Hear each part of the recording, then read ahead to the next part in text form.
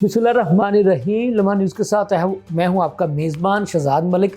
नाज़रीन, मौजूदा chairman PTI barrister Gauhar कहते हैं कि अगर बानी चेयरमैन पीटीआई इमरान खान से मुलाकात हो जाए तो हालात मज़ीद बेहतर हो सकते हैं और कोई बेहतर रास्ता निकल सकता है। उन्होंने इमरान खान से अडियाला जेल में मुलाकात ना होने का शिकवा किया, जबकि हम आपको बताते चलें कि तोशाखाना 2 केस में जो आखिरी जो 2 गवाहान थे उनके भी बयानात जो है वो कलमबंद कर लिए गए हैं। तो जो हमशीरा हैं इमरान खान साहब की, अलीमा खान साहिबा, उन्हें इस बात की उम्मीद है कि आइंदा कुछ समातों में जो है उनके लिए खुशखबरियाँ आने वाली हैं, यानी उनके भाई के रिहाई के हवाले से उनकी उम्मीद है। वो बहन है, वो कर सकती हैं। बहरहाल मामला तो अदालतों में ज़ेर समाअत है, क्या फ़ैसला होता है क्या नहीं ये तो अदालतें ही बता सकती हैं।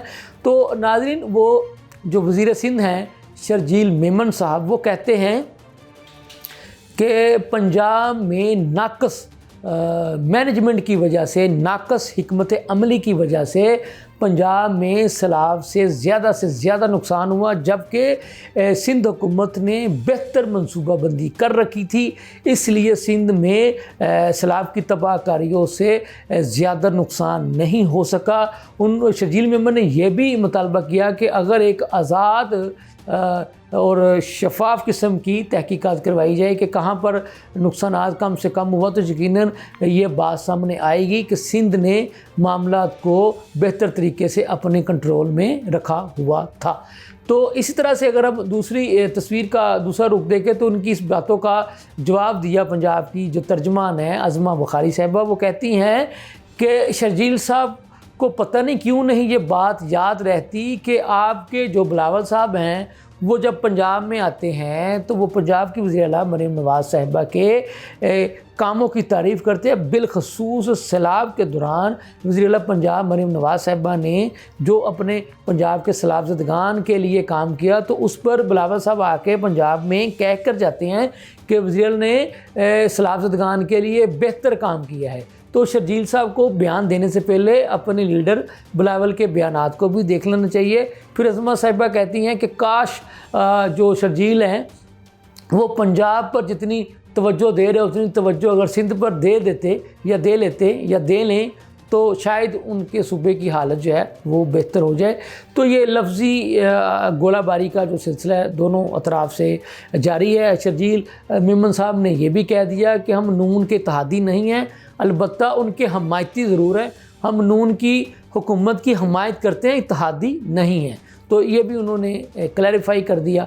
तो बात ये है कि सियासी जमातें अलग अलग नज़रियात है, तो ये इनकी आपसी वो जिसको कहते हैं ना नुक्ता चीनी कह लें, नज़रियाती इख्तिलाफ़ात कह लें, वो इनके चलते ही रहने हैं।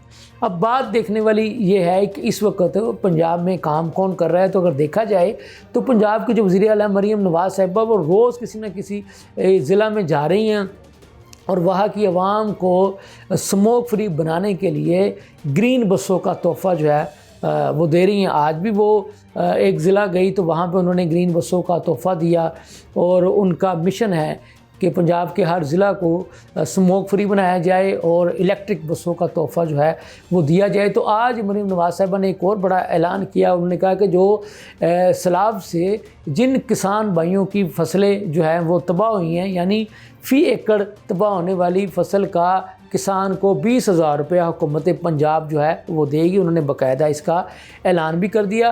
तो वो जब सैलाब ज़दगान के कैंपों में गई तो वहाँ पर ख़वातीन जो सिलाई कढ़ाई की में मसरूफ़ थी तो उन्होंने उसका भी जायज़ा लिया और उन्हें देखा कि वहाँ पर उन्हें क्या सहूलियात दी जा रही हैं। तो मरीम नवाज़ साहिबा ये कहती हैं कि मेरा ये अज़म है कि मैंने अपने पंजाब के एक एक मुतासरा ज़िला के अवाम को दोबारा उनके घरों में आबाद करने तक चैन से नहीं बैठना है। हम आपको ये भी बताते चले कि पंजाब के जिन अज़ला में सैलाब आया था वहाँ से काफ़ी हद तक पानी तो उतर चुका है, लेकिन अब भी उन बेचारों की मुश्किलात कम नहीं हो सकी हैं। अभी भी बहुत सारी जो है ना वो कहानियाँ वो जन्म ले रही हैं और उन्हें मसाइलों मुश्किलात का سامنا بھی کرنا پڑ رہا ہے، لیکن جہاں پر آپ کو پتہ ہے کہ یہ چیزیں ہیں وہیں ساتھ ساتھ خوشی بھی ہے۔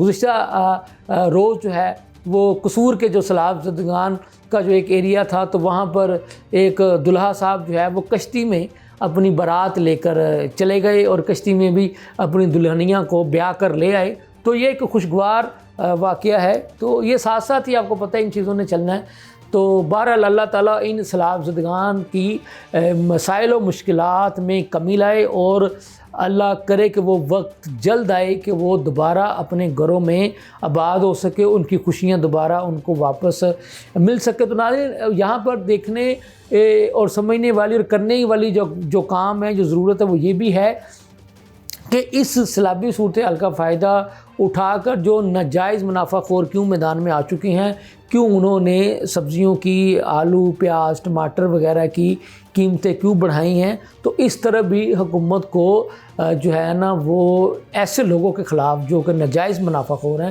شکنجہ کسنا ہوگا، اور ان لوگوں کو مضبوط قانون کے کٹہرے میں لانا ہوگا۔ ہم آپ کو ایک بڑی خبر بھی ایک بتا دیں جو انٹرنیشنل سطح کی ہے، وہ یہ ہے کہ یعنی کل منگل کے روز 6 اسلامی ممالک کے جو سربراہان ہیں وہ جناب وزیر اعظم شہباز شریف صاحب کی قیادت میں امریکی صدر ڈونلڈ ٹرمپ صاحب سے ملاقات کریں گے۔ تو یہ بھی ایک بڑی پیش رفت ہے۔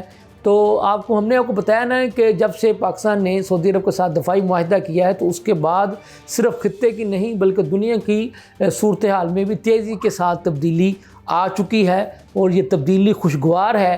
پاکستان نے یہ بھی واضح کر دیا ہے کہ پاکستان اور سعودی عرب کا دفاعی معاہدہ کسی تیسرے ملک کے خلاف نہیں ہے، بلکہ یہ ایک دوسرے پر اعتماد کرتے ہوئے دفاعی معاہدہ کیا۔ یہ ہر ایک کا حق ہے۔